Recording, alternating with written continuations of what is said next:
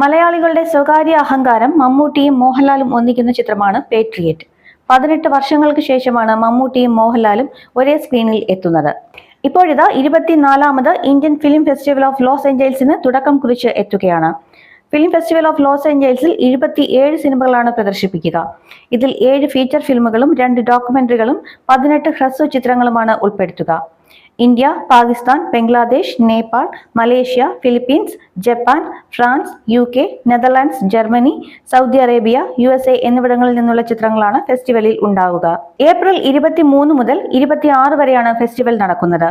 മഹേഷ് നാരായണൻ സംവിധാനം ചെയ്യുന്ന പേട്രിയറ്റിൽ രാജ്യത്തെ സംരക്ഷിക്കാനുള്ള ദൗത്യത്തിനിറങ്ങുന്ന വിരമിച്ച JAG ഓഫീസറായിട്ടാണ് മമ്മൂട്ടി എത്തുന്നത്. മോഹൻലാൽ യുദ്ധരംഗങ്ങളിൽ പരിചയസമ്പന്നനായ ഒരു ഉദ്യോഗസ്ഥന്റെ വേഷമാണ് അവതരിപ്പിക്കുന്നത്. ഫഹദ് ഫാസിൽ, നയൻതാര, കുഞ്ചാക്കോ ബോബൻ, രേവതി, രാജീവ് മേനോൻ എന്നിവരും ചിത്രത്തിൽ പ്രധാന വേഷങ്ങൾ കൈകാര്യം ചെയ്യുന്നു. ചിത്രത്തിലെ പ്രധാന താരങ്ങളെ ഉൾപ്പെടുത്തി ഒന്നിലധികം പോസ്റ്ററുകൾ അണിയറ പ്രവർത്തകർ പങ്കുവച്ചിരുന്നു. സുഷിൻ ശ്യാമാണ് ചിത്രത്തിന് സംഗീതമൊരുക്കുന്നത്. ചിത്രത്തിന്റെ ഛായാഗ്രഹണം നിർവഹിക്കുന്നത് ബോളിവുഡിലെ വമ്പൻ ചിത്രങ്ങൾക്ക് ദൃശ്യങ്ങൾ ഒരുക്കി ശ്രദ്ധ നേടിയ മനീഷ് നന്ദനാണ്. സംവിധായകൻ മഹേഷ് നാരായണനും രാഹുൽ രാധാകൃഷ്ണനും ചേർന്നാണ് ചിത്രത്തിന്റെ എഡിറ്റിംഗ് നിർവഹിക്കുന്നത്.